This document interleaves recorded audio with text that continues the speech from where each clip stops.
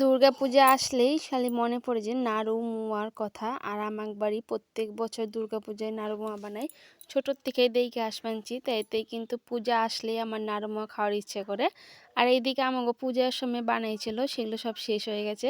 তো মা আবার বানাচ্ছে। এইদিকে দেখো একটা নারকেলের নাড়ু বানাইব, আর এদিকে তিলের নাড়ু বানাইব। যেহেতু পূজা পড়ে গেছিলো, তাইতে তিলের নাড়ু বানানো নাকি যায় না।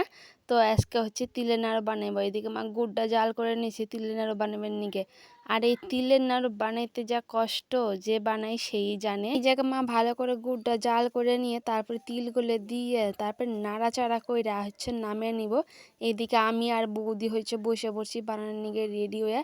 আর তিলের নাড়ু তাড়াতাড়ি করে বানানোর আগে, না হলে শক্ত হয়ে যায়।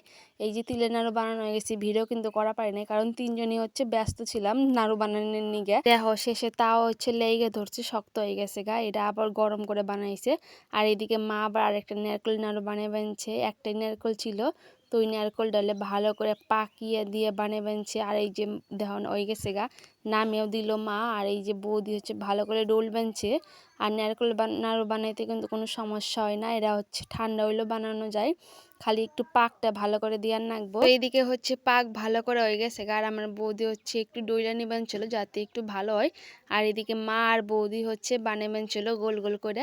আমি বললাম যে আমি আর বানাম না, আমি একটু ভিডিও করি। আগেরটা যেহেতু ভিডিও করা পারি নাই কে, তো এটা তো কোনো সমস্যা নেই। তো এরা দুজনে বানাবেন ছিল আর আমি ভিডিও করবেন ছিলাম। এই দেখো পায়ে হয়ে গেছে গাম।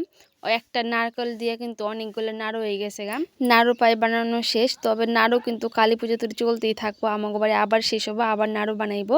তো এই যে দেখো তিলের নাড়ু আর নারকেলের নাড়ু। নারকেলের নাড়ু অল্প একটু হয়েছে, যেহেতু একটা ছিল, আর তিলের নাড়ু অনেকগুলো হয়েছে।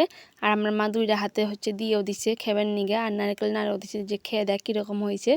তো আমার আর কি আমরা ছোটো থেকে খেবেন এগুলো সব, তো আমার কাছে তো ভালোই লাগবো। তো তোমার বাড়ি কার কার বাড়ি এরকম পুজোর সময় নাড়ু বানাই অবশ্যই একটু কমেন্ট করবে। আমার খাওয়া শেষ হবো না, আমি খাই আর তোমরা দেখো। ততক্ষণে সবাই ভালো থাকবে, সুস্থ থাকবে। দেখা হবে আবার নতুন কোনো ভিডিওতে। বাই সবাইকে।